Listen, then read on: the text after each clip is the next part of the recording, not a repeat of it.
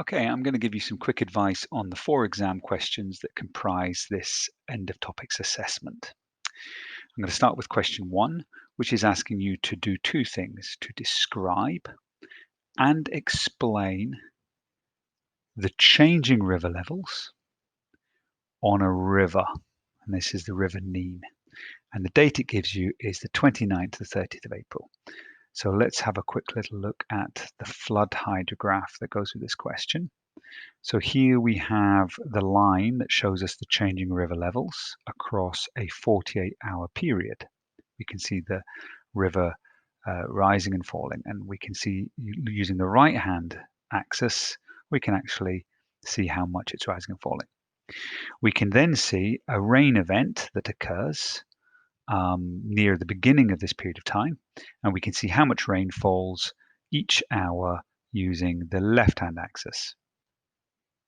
And the question is wanting us to describe and explain those changes. Describing a change in a river level is as it has always been in geography.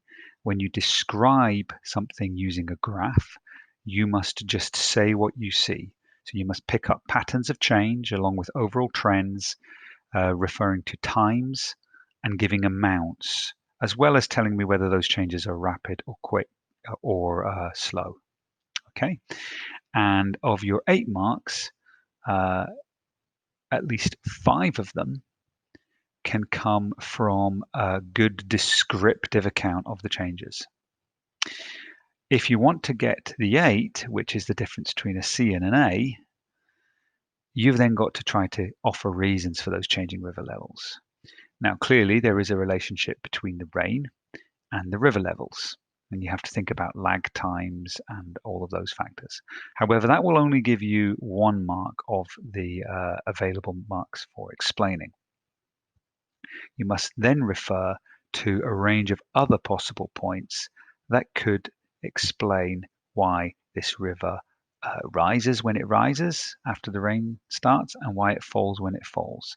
And those are to do with drainage basin characteristics of the surrounding landscape. So there must be something going on that explains the rate of the river changes, whether it's quick or slow. Okay. So if you give a good description and you offer a range of reasons, some of which are linked to the changes in rainfall, then you should be aiming heading towards 8 marks. Let's look at question 2. Now this question says explain with the aid of a diagram or diagrams how a waterfall is formed in the Upper Corsa River Valley. Now you can actually write an answer to this question entirely if you wish, as long as there's a really basic diagram included with one simple label. That would qualify as being in the diagram, even though you wouldn't be getting any marks for that label. You could, however, draw a diagram with lots of complex annotations, which are full description explanations for how a waterfall is created. And that could be more than just one diagram. You were taught actually this as a sequence of diagrams. And if you draw a range of diagrams with annotations, that would be fine. So explaining is to actually not just describe how the waterfall is created, but it is actually giving reasons. And there are 8 marks, so you need quite a lot of different factors. And they shouldn't just be descriptions or labels. They should be full detailed explanations for all the different processes going on the landscape and to do with the river itself that lead to the waterfall being created. Okay. So that can be a largely written answer with a simple diagram, or it could just be done through a diagram or sequence of diagrams. That's maybe 2 or 3 with lots of added annotations. All right, let's look at climate change questions. Here we have a question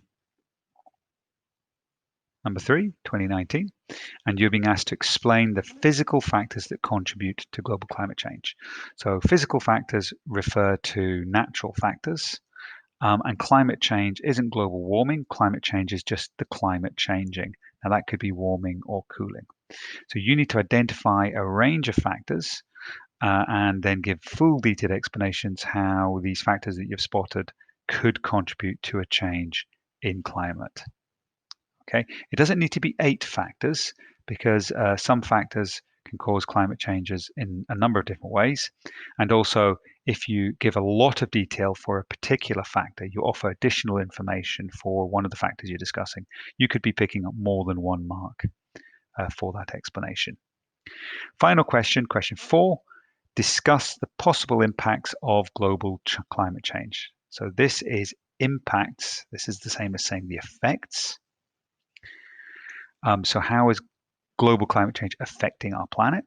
Those effects could be local effects, and they also could be global effects. So there could be something to do with Scotland, or there could be something to do with regions way beyond Scotland.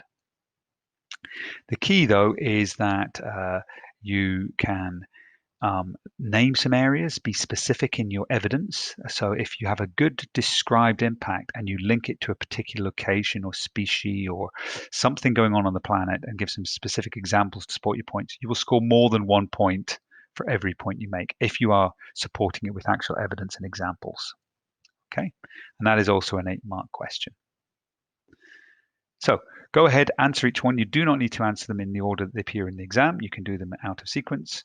And if you do draw the diagrams for question 2 on the waterfall, then you'll be asked to photograph it and upload it to the Google Doc, which you are using to answer these 4 questions.